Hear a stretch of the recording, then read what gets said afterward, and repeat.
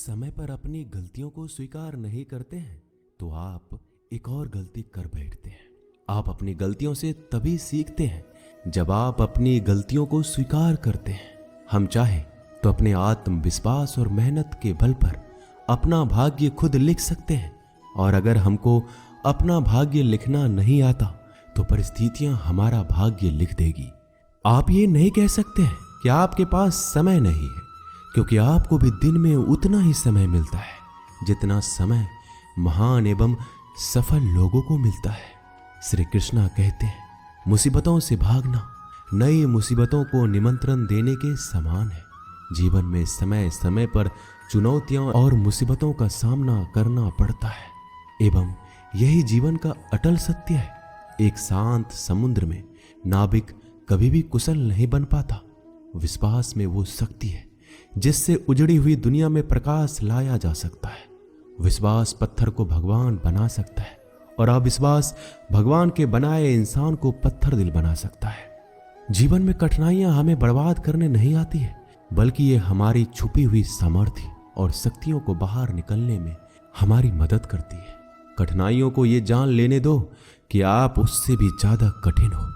किसी डिग्री का ना होना दरअसल फायदेमंद है।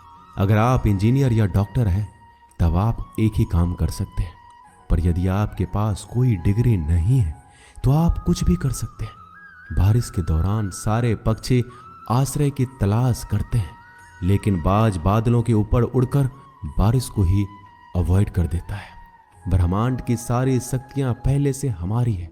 वो हम ही हैं जो अपनी आंखों पर हाथ रख लेते हैं और फिर रोते हैं कि कितना अंधकार है। अगर आप उन बातों एवं परिस्थितियों की वजह से चिंतित हो जाते हैं जो आपके नियंत्रण में है ही नहीं, तो इसका परिणाम समय की बर्बादी और भविष्य का पछतावा है।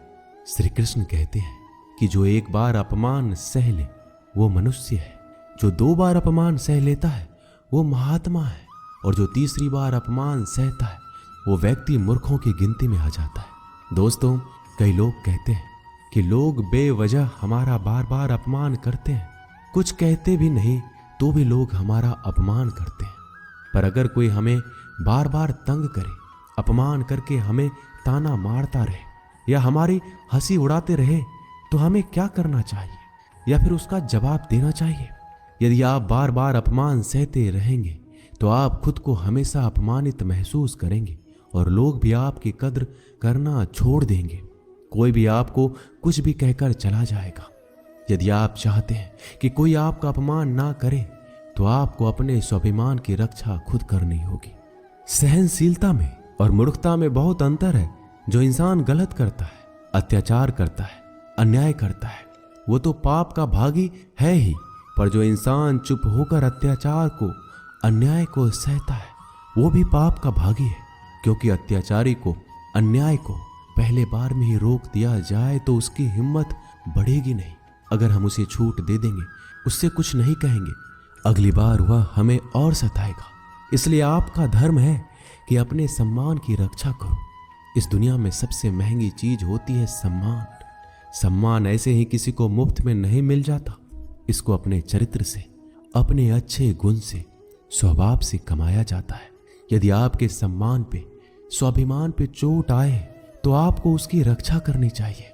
यदि आप चाहते हैं कोई भी आपका अपमान ना कर सके, कोई भी आपके सम्मान को, स्वाभिमान को चोट ना पहुंचाए, तो 3 बातें आप हमेशा याद रखना। पहली बात, कुछ लोग कहते हैं हमें कोई कुछ बोल जाता है, हम तो चुप रह के सह लेते हैं, क्या करें, कैसे जवाब दें? तो अपनी इस आदत को बदलिए। कई लोग जो सहते रहते हैं और जब उनकी सहन शक्ति खत्म हो जाती है तो एकदम बम की तरह फट जाते हैं। इससे उनके रिश्ते भी टूट जाते हैं और वो खुद भी पछताते हैं। हम जवाब देते हैं तो झगड़े हो जाते हैं, हम जवाब देते हैं तो हम बुरे बन जाते हैं। इसका कारण ये है कि आपको बात करना नहीं आता। किसी की बातों का जवाब देने का मतलब ये नहीं कि हमें झगड़ा करना है या हमें क्रोध करना है। अगर कोई आपसे ऐसे शब्द कहता है जो अनुचित है तो सहज भाव में आपको उनका उत्तर देना चाहिए।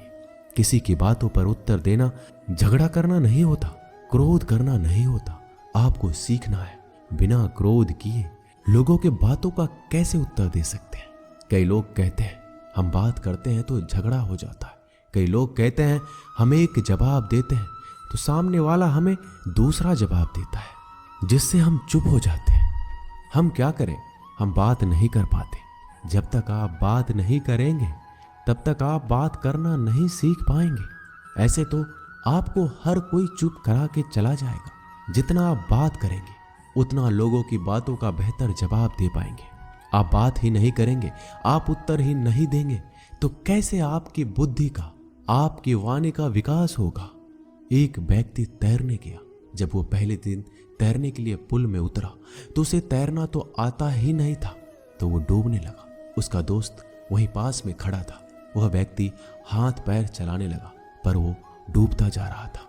फिर उसके दोस्त ने देखा कि ये डूब ना जाए, फिर उसको बचाकर बाहर ले आया। वह व्यक्ति पानी से इतना डर गया, उसने कहा मैं पानी में अब तभी जाऊंगा जब मुझे तैरना आ जाएगा। क्या ऐसा संभव है?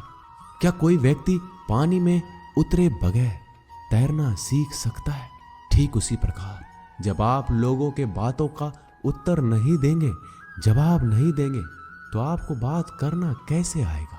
आप ऐसे चुप करके सहते जाएंगे तो कैसे बात कर पाएंगे? याद रखना एक बात, अगर आप हर किसी की बातों को ऐसे चुप करके सहते रहोगे तो आप जिंदगी भर अपमानित होते रहेंगे। प्रेम भाव से, सहज भाव से लोगों की बातों का उत्तर देना सीखिए। बिना क्रोध में आए, यही तो कला है।